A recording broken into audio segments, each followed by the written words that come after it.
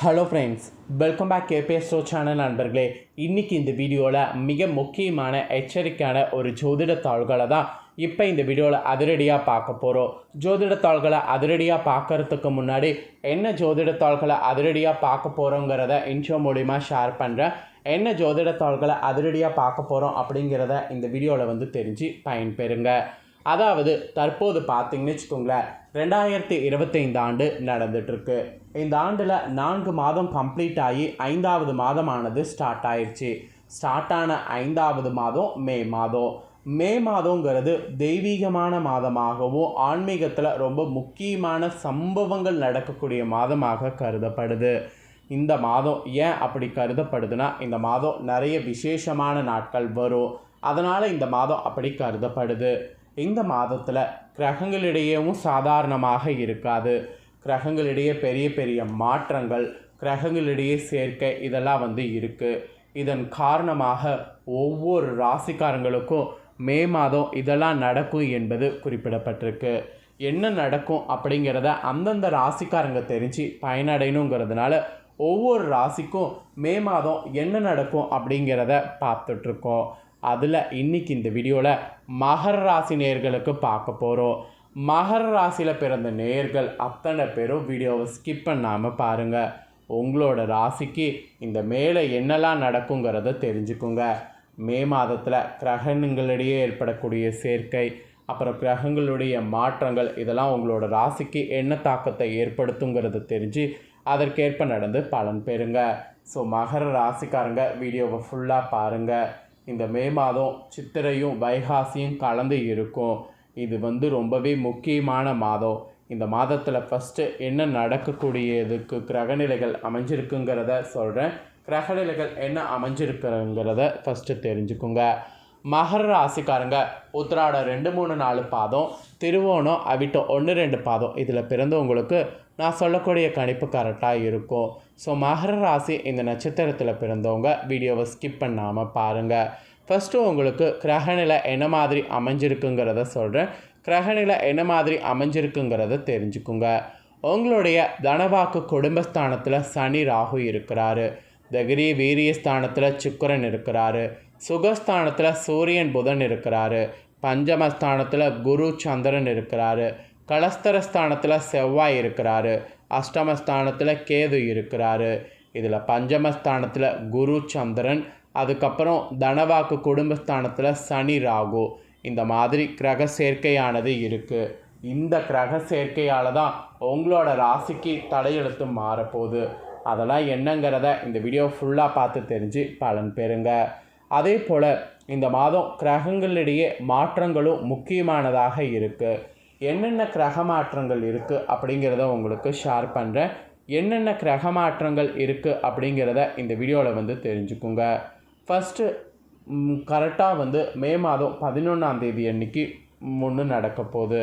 அதுதான் முதல் கிரக மாற்றம். அன்றைக்கி என்ன நடக்க போகுதுன்னா, குரு பகவான் பஞ்சமஸ்தானத்திலிருந்து விலகி ரணருண ரேகஸ்தானத்துக்கு மாறுறாரு. அதுக்கப்புறம் மே மாதம் 14ஆம் தேதி அன்றைக்கி அடுத்தது நடக்க போகுது.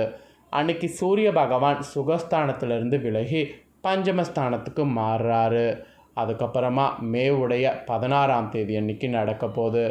அன்றைக்கி புதன் பகவான் சுகஸ்தானத்திலிருந்து விலகி பஞ்சமஸ்தானத்துக்கு மாறுறாரு. அதுக்கப்புறமா மே 31ஆம் தேதி அன்றைக்கி நடக்க போகுது. அன்றைக்கி சுக்கிர பகவான் தகிரிய வீரியஸ்தானத்திலிருந்து சுகஸ்தானத்துக்கு மாறுறாரு. இந்த மாதிரி கிரக மாற்றங்களும் இந்த மே மாதத்தில் இருக்குது. இந்த கிரக மாற்றங்கள், கிரகநிலைகள் இதனோட அடிப்படையில் நீங்கள் என்ன பலனை பெறுவீங்கிறத உங்களோட ராசிக்கு சொல்லப்பட்டிருக்கு. அதை தான் இந்த வீடியோவில் உங்களுக்கு சொல்ல போகிறேன். என்னங்கிறத தெரிஞ்சுக்குங்க. ஸோ வாங்க பலன்களை இப்போ பார்க்கலாம். மனதில் இருக்கக்கூடிய கவலைகள் வெளிக்காட்டாமல் சிரித்த முகத்தோடு அனைவரிடமும் பழகக்கூடிய குணமுடைய மகர ராசி அன்பர்கள் உங்கள் அத்தனை பேருக்கும் இந்த மாத தொடக்கத்தில் உங்களுக்கு காரிய தடங்கல்கள் உண்டாகி நீங்கும். ஆனால் ஆன்மீகத்தில் நாட்டமானது அதிகரிக்கும்.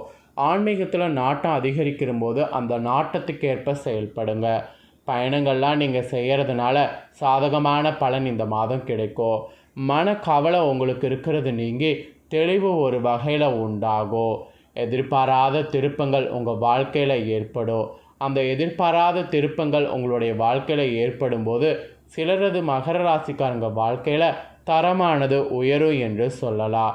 அப்புறம் சூரியன் சுக்கிரன் இவங்களுடைய சஞ்சாரத்தால் நீண்ட நாட்களாக இழுபறியாக இருந்த காரியம் நன்கு முடியும். அது மட்டும் இல்லாமல் புதிய நண்பர்கள் உங்களுக்கு கிடைப்பாங்க.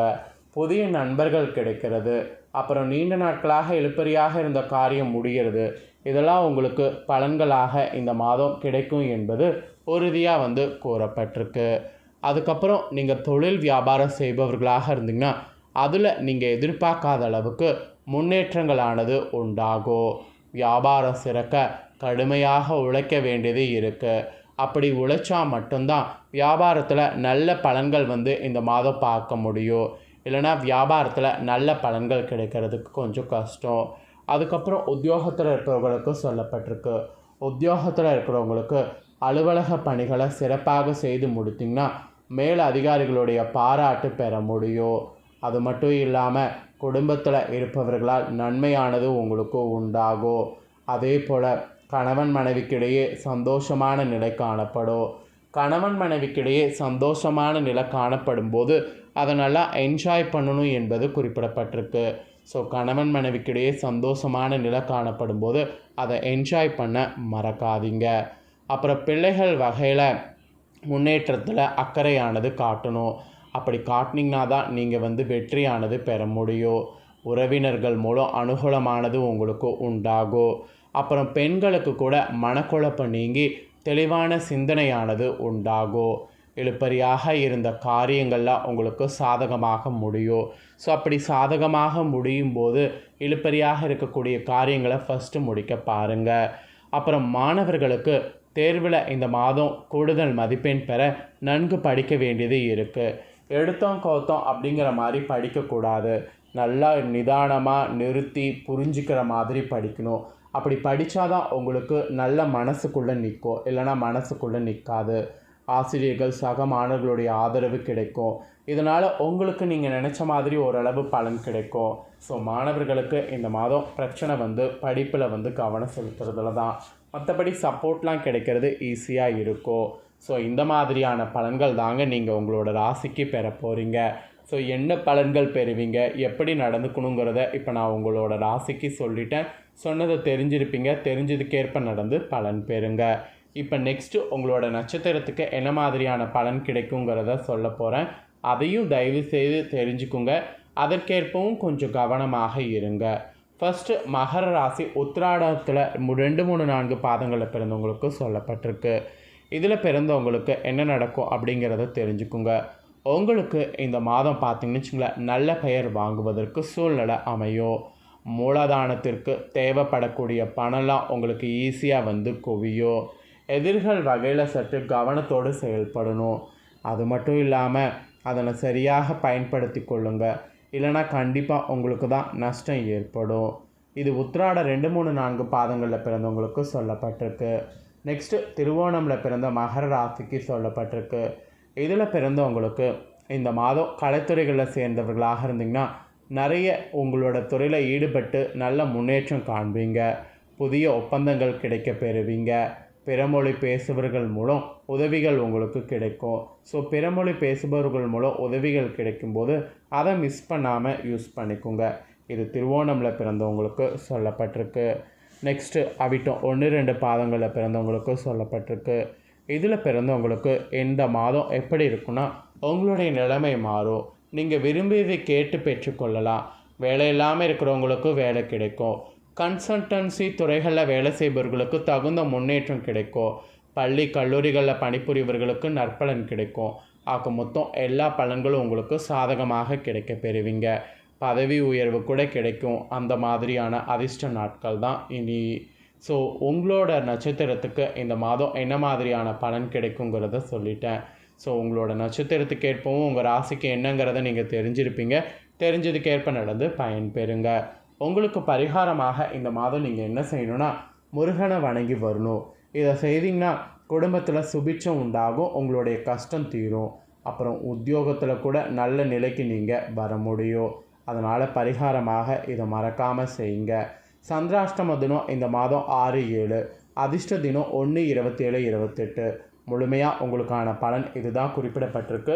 ஸோ இதற்கேற்ப நடந்து பலன் பெறுங்க. நீங்கள் இதை பார்த்து பலனடைகிறது போல் உங்கள் ஃப்ரெண்ட்ஸ் ஃபேமிலியில் இருக்கிறவங்களும் பலனடையணும்னு நினச்சிங்கன்னா வீடியோ லைக் பண்ணி ஷேர் பண்ணுங்கள். வீடியோவை உங்கள் ஃப்ரெண்ட்ஸ் ஃபேமிலியில் இருக்கிறவங்களும் பார்க்கட்டும்.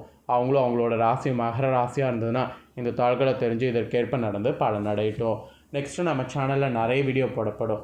அதை எல்லாத்தையுமே உடனுக்குடனே தெரிந்து கொள்ள மறக்காமல் நம்ம சேனலை சப்ஸ்கிரைப் பண்ணுங்கள். நெக்ஸ்ட்டு வேறு ஒரு வீடியோவில் உங்களை சந்திக்கிறேன். நன்றி.